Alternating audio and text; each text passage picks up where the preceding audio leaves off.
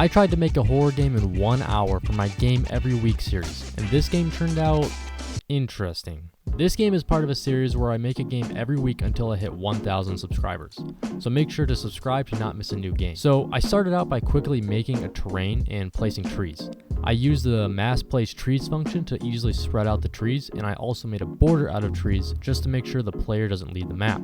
After placing the trees, I added grass and some random bushes. I then started on the AI. The functionality of the AI is pretty simple. If you walk into its little bubble, then it starts to chase you, and if it gets close enough, it triggers a jump scare, and well, you die. The AI can't always be chasing the player, so I added a roaming functionality, but I noticed that the AI would just run off in a random direction and almost never get near the player.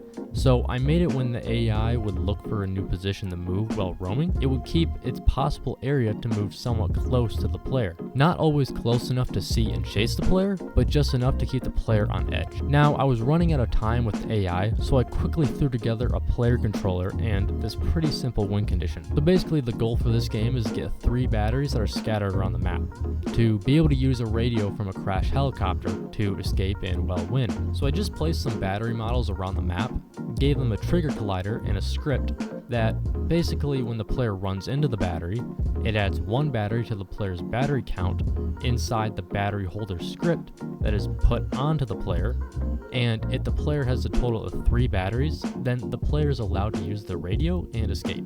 After this, I quickly added a task text thingamajig that would just tell the player their current task, like pick up batteries or go to the radio. I then added footstep sounds for the player and the AI.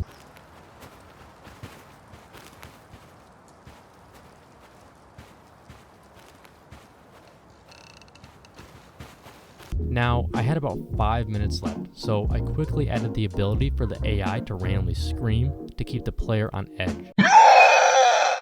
And that was it for time. Right now, if you were to play the game and die, or well, win, the game would literally just close on you. So yeah, let's just glance over that part for now. This game and video was short because I had a lot to do this week with planning future games and life stuff. So I hope you enjoyed the video and make sure to subscribe. Have a great day, everyone.